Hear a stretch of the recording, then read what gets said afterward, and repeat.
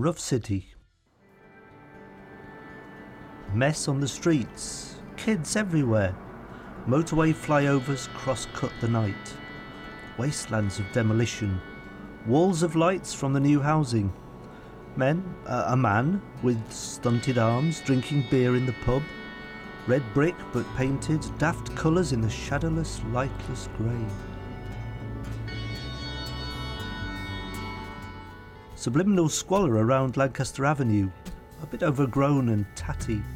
But round the corner and up the road, a corrugated fence sprayed with accelerators and Sex Pistols.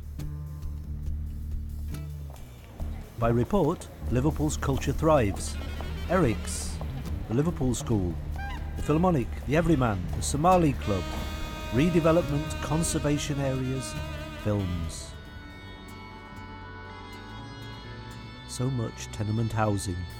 The post-war curved brick ends and arches, in no way alleviating lame metal windows, unpainted, broken and boarded windows, dilapidation, tarmac for gardens, mess and deterioration. And you turn, and there, a long silver ship sitting on the silver sea, in afternoon, a sign of hope.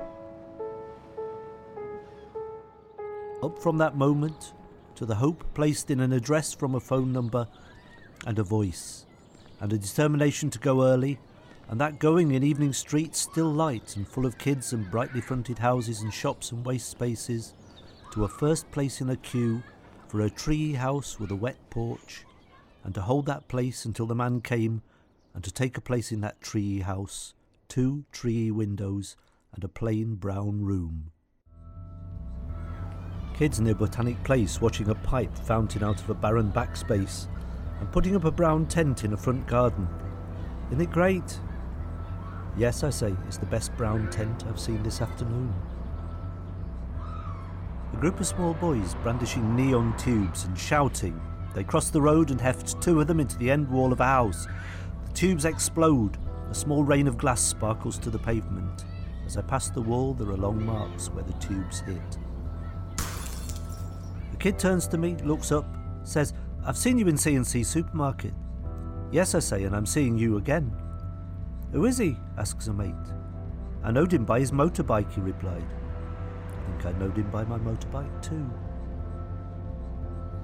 Tonight in the near dark, I walk down a side street and see a little girl in a white dress swing through the light of a street lamp on a rope. She alights in brilliant relief and dashes back to the rear of the queue.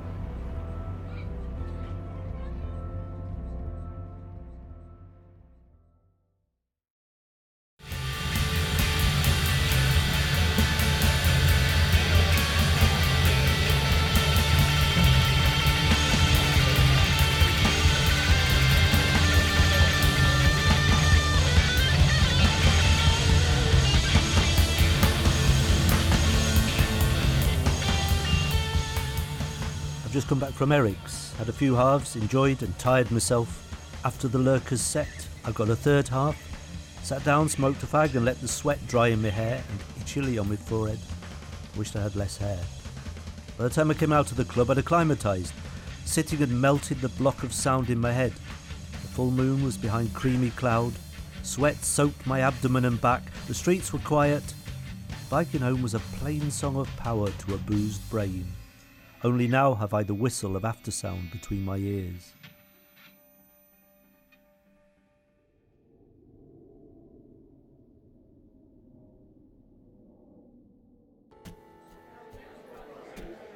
The supercilious rat bags who front the reception booths at the SS, bawling, screeching at tiny old ladies who've come all the way uphill to get here and aren't deaf at all, I'll lay, and holding up lads for hours, and young fathers with kids and women, and mislaying names and keeping me waiting while they mess about phoning up, all on that side of the petition. No wonder the 4-letter words got spat out. They must litter the place every day. No joy the job, but no joy the way they do it. I was near to swearing, part of the fag-sharing trail of people trooping up to the booths or stuck in them. It brings the violence out. Enjoyment, yachts, back in their old hometown. Good melodic new wave, second division stuff, better up front where you could see them, standing next to cool as can be dolled up blondes, hair in a permanent cross draft, black dresses, amazing. Eric's is a good club, but I couldn't afford to take another full night there, even for penetration's sake. Pogoing takes it out of you.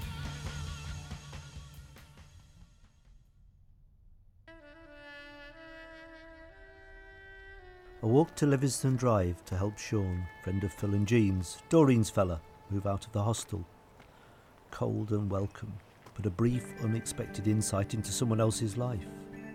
Pelting, torrential hail often today, thunder too. Depressing, dark, rattling the fireplace, cold. Drifting like snow on the streets. On Coltart Road, the old villas go down.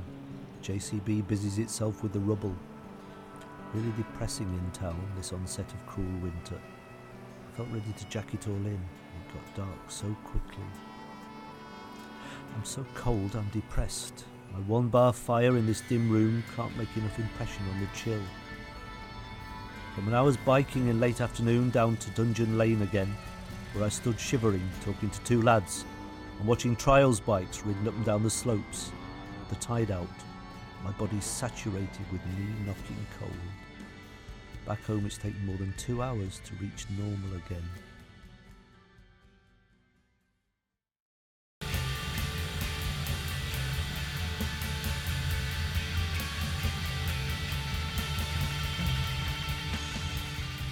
Back from a pretty astounding time at Eric's, the Damned with rat scabies, and in from the first up front with the tightest packed bunch of pogoers I've ever been part of, jammed together all in one big thick sway, jumping from the very start, in danger of your life there up front, sometimes in mad random frenzy, sometimes together like a bunch of joggers, arms up front, womble style, sweat beginning to pour off you, feet under yours.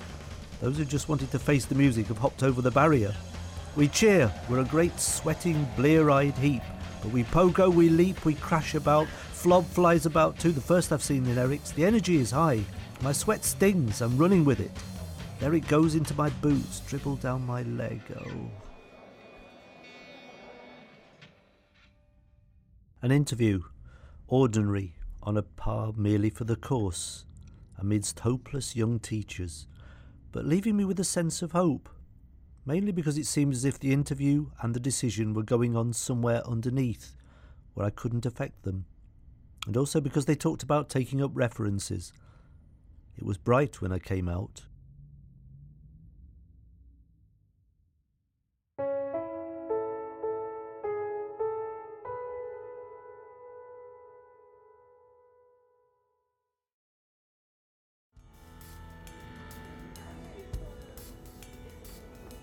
Around it all, the growing wonder of the Renaissance urban spring.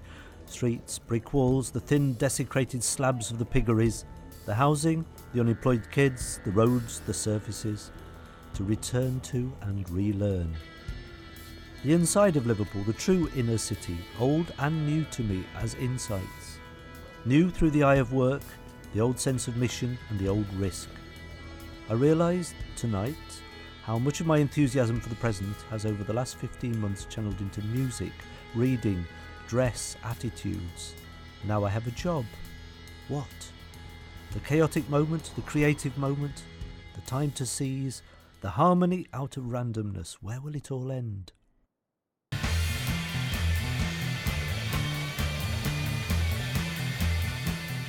Colin decided he wanted to go to Eric's too, so I met him, all punked up in leathers and grease, and we went together.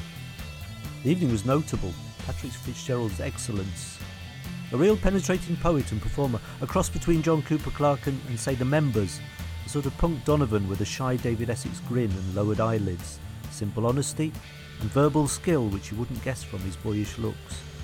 He warmed up an uncrowded Eric's to a point where we all wanted encores. Out of the small crowd materialised a face I knew.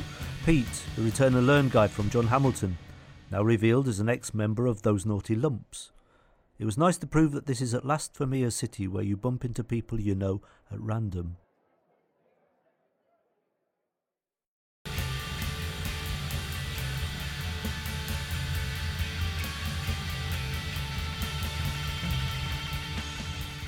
Here in Britain we face a general election in just over a month's time, after a historic debate and a historic vote. I feel ready, I'll campaign, I'll tramp the streets, I'll go too. Stand up and be counted time. I've been along to Admiral Street and signed up for campaigning after Easter, shaken hands with the candidate, very ordinary looking in his polo neck and jacket, met the council election candidate, shared a few sentiments. Then I walked back down Hyde Park Street, past the kids wandering vacantly near the lighted shops in the cool darkness, kicking a football, couples turning into dark side streets. A street that's changed as I have.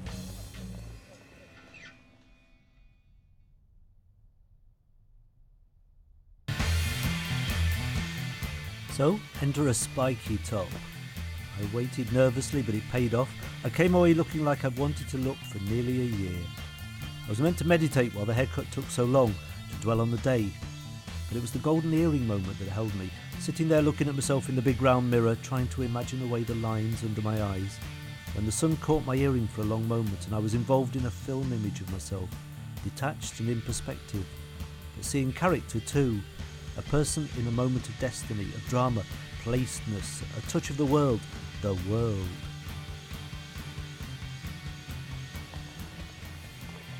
Turning a myriad heads in the sunny city centre, even with my hair ungreased, parading the punk, black leather chains earring the lot, pacing the patch around Button Street, shops, corners, kiosks, cafe, a hamburger with onions and tomato sauce in front of Eric's, probe, and stepping coolly between the hard-head, hard-line punks on the steps with my points, cost of living EP, and the raincoat single expensively in hand, doing my thing.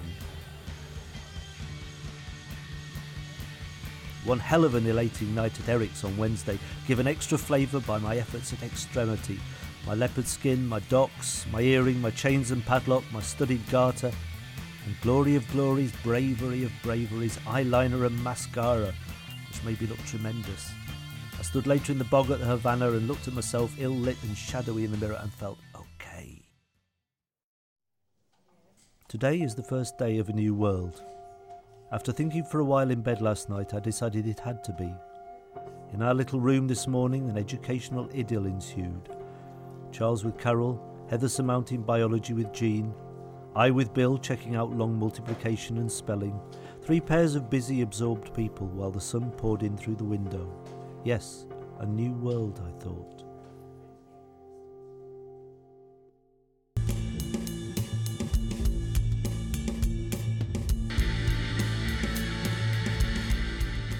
Election night.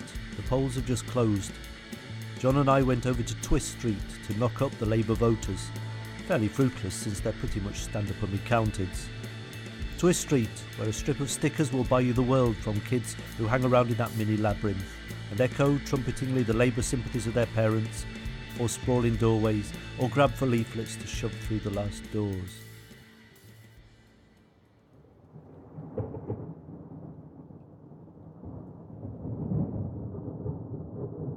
The Tories won, listening to 2 nations emerge, the South, the corruptible and corrupted unrighteous centre of our misguided country, and the North, holding steady, fighting the bite, clinging to majorities, resisting but doomed. Waiting for Toxteth until I could hold no longer. Garston down, Bebington gone, but it was safe, and after 5, when the dawning light and those unique bird greetings doused the streetlights, I switched off completely for a plunge into a deep, narrow shaft of sleep. I felt very alone in crowded Eric's. Although dancing's good and Kate and Chris are there, Chris says to me, "Do you realise Mrs Thatcher will be Prime Minister in 1984?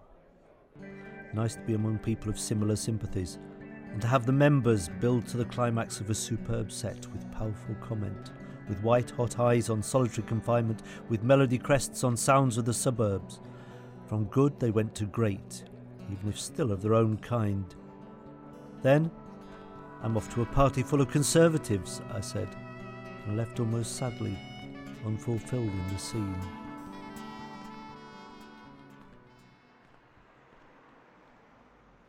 So light, so late, so marvellous, so sad. Kids on the light streets, bikers pushing their one eye down dark roads, groups on corners, life everywhere, even a man slagging off his wife as they walk along, so loud in Liverpool 8. And I'm not. I'm so futile. This year has got me nowhere. I'm going to have to give up and go home, and it won't have happened.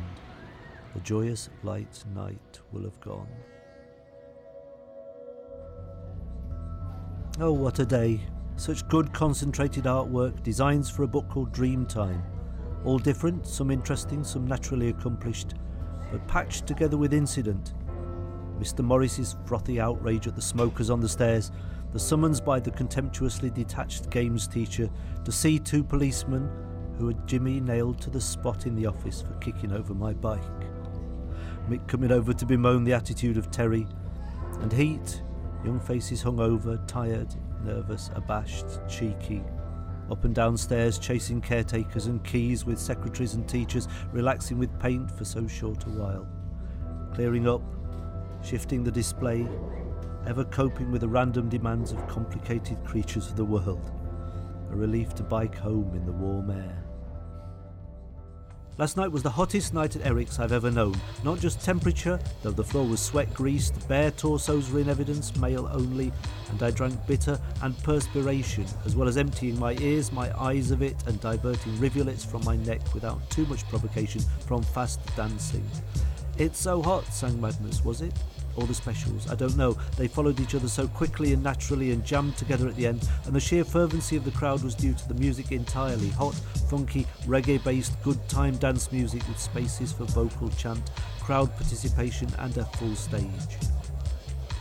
I stopped by the Vicky contingent for a while and heard of plans to start a music paper. One of the people involved turned out to be Ronnie Flood, who soon dispelled any illusion I might have had about his brother's non-misdemeanours, and then roped me in to help with the art for the newspaper.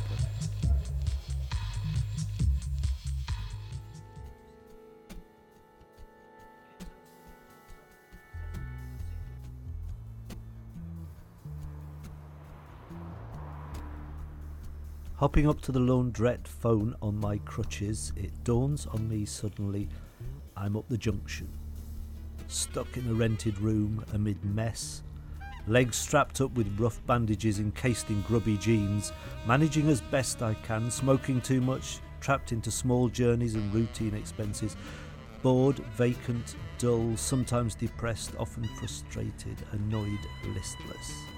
Here I am, I've been Liverpool-ated. For now, I'm sure that I'm up the junction as far as I want to go.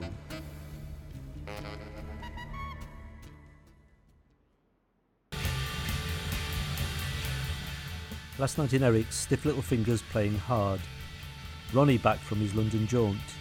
Before long we're exciting each other with plans and ideas, and I was getting involved, offering help, being promised IDs and interviews, seeing myself in the new wave swim I've opened for so long now via Liverpool's first fanzine. Ronnie made me feel like a prince. You won't believe anyone could do it who comes from fucking Soho Street, would you? In Vino Veritas. In community newspaper, Roger. In daylight, we'll see. But it set me imagining, hoping and promising again. Ronnie, the last reason for not leaving Liverpool?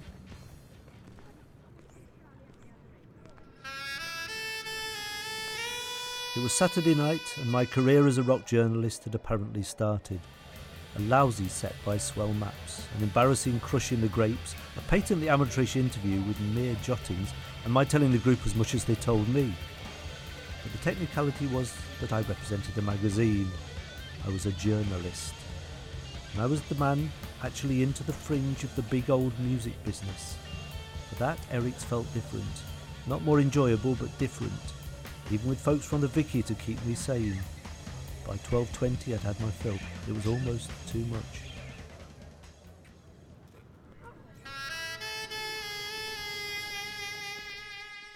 Joy Division's appearance at Eric's is an event worth marking out as something special, but I don't know how to do it. They're important, they're special, they sounded good, but it's still hard to say what they were like. Really, I can only say what it was like watching them. The forces at work are dangerous and disturbing, and you can only stand by and watch while Dr. Jekyll turns into Mr. Hyde. No, it's like a silent film actor who's conjured up devils at midnight and stares around in slow horror as the invisible evil gathers round him. I'm thinking of the lead singer, of course. The lights are low and dramatic, he's in the spot. Each song starts out with a beat like a fixation, and suddenly he's caught up in it all, twisted, shaken, in a fit, struggling to keep upright like he's on a moving pavement which is moving too fast. Someone said this band cry real tears, but I don't know. I didn't see any, and I think they're too busy keeping upright on the moving pavement to have time to cry.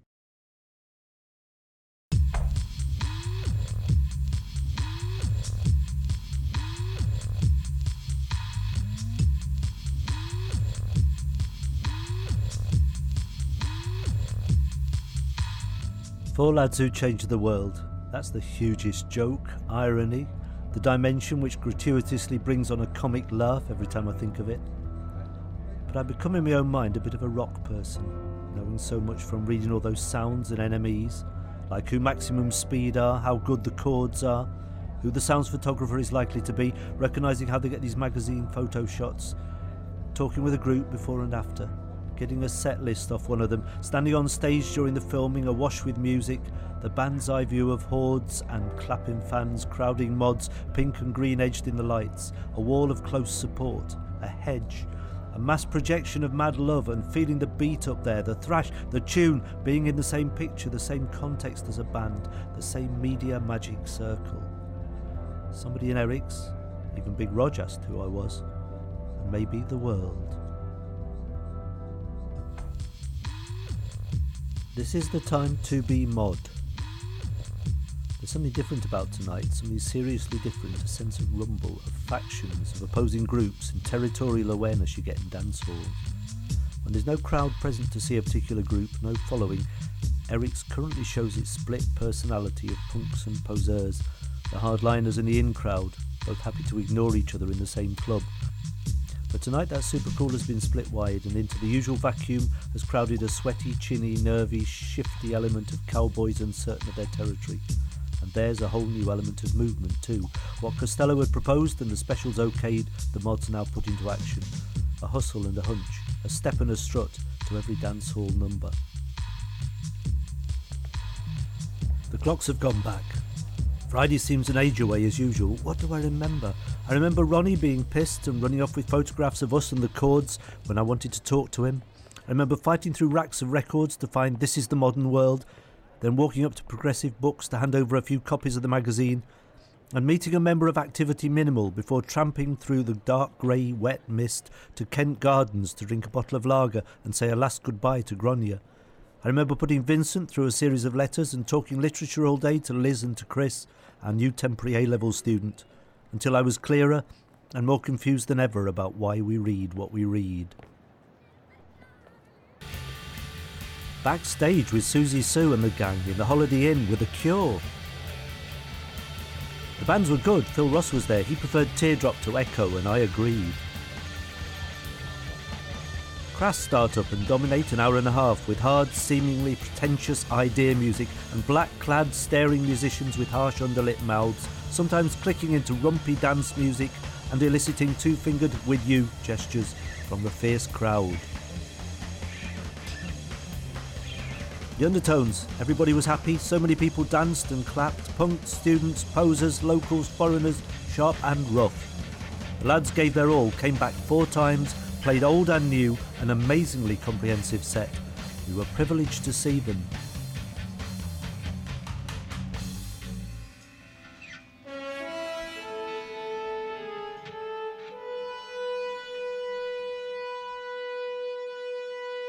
When I withdrew from the little room, the energy package which flung itself all over Gale, which powered the unit for 8 to 9 months, whose students are now being crossed off lists, whose cards are being crossed off, when I pulled all that out and away into the crazy, turbulent, on-rolling continuum which is my life, its envelope intact, theirs was the potential silence, the stillness, maybe blessed, and I was hardly aware that I'd gone. But I knew as I sat there with them before going that I'd changed things. A small world had lived with my life, had achieved a kind of moral architecture.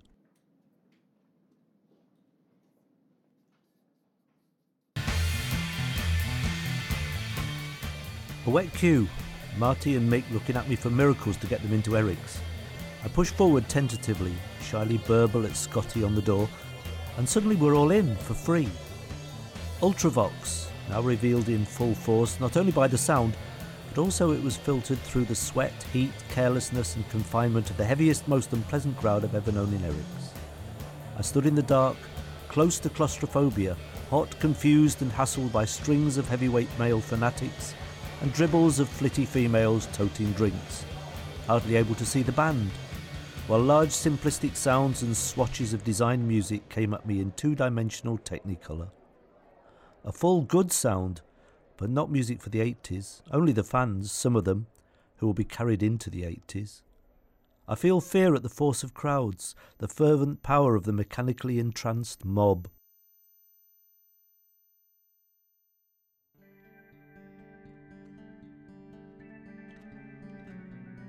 The guilty hassle of getting into Eric's, thinking of money, a few drinks in me, too many cigarettes, women around I can't remember how I know, my leather kecks, red crepes, DJ and mohair, haunted by the day to come.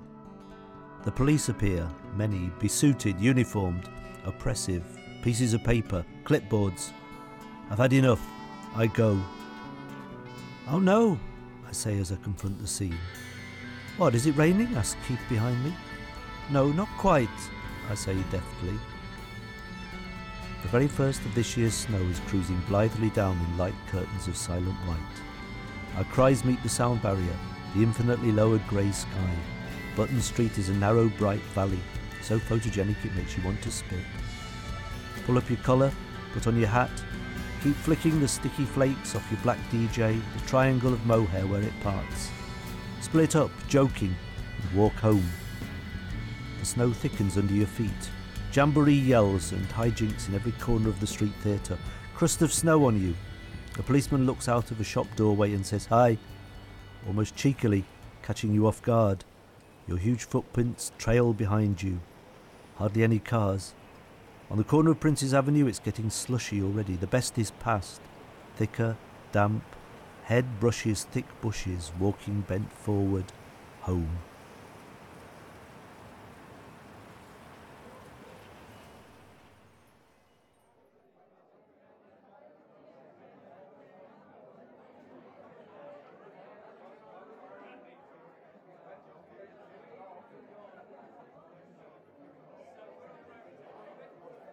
However much warning we had, it was still a shock when Eric's closed. For so many of us, the main landmarks of our week were stopping in at the Grapes, then going on and in through those battered doors, and the experiences which lay beyond them were the good times in any week, any month, any year. It was impossible to think of the doors locked permanently, and those nights come to an end. Eric's was a way of life. However you behaved or dressed by day, in Eric's you could let go and have a mad extreme night to some of the best music around. You could hear local bands live alongside the big names. There were always people you knew, sounds you wanted to hear, a few local celebrities, beer, noise and excitement. You could keep in touch with what was going on and hear in the music enough of the fight and action from the wider world to remind you that life wasn't all 9 to 5 or once a week at the Dole queue. Eric's was a state of mind too. Within the club you were tolerant of people's extremes of dress and behaviour. You were ready to share your entertainment with people of different ideas and attitudes and ways of getting pissed. You were aware that the world was colourful, crazy, unpredictable, and had a kick in its tail. You knew that live meant more than going through the motions. And you took those attitudes out of the club with you. Eric's was a springboard for a saner, less accepting way of life. So I mascaraed and eyelined, leather-gartered and leopard-skinned, air-weared and chained, badged and zipped and padlocked, red-streaked, t-shirted and gloved, amongst so much mad, intense, heavy appearance and noise.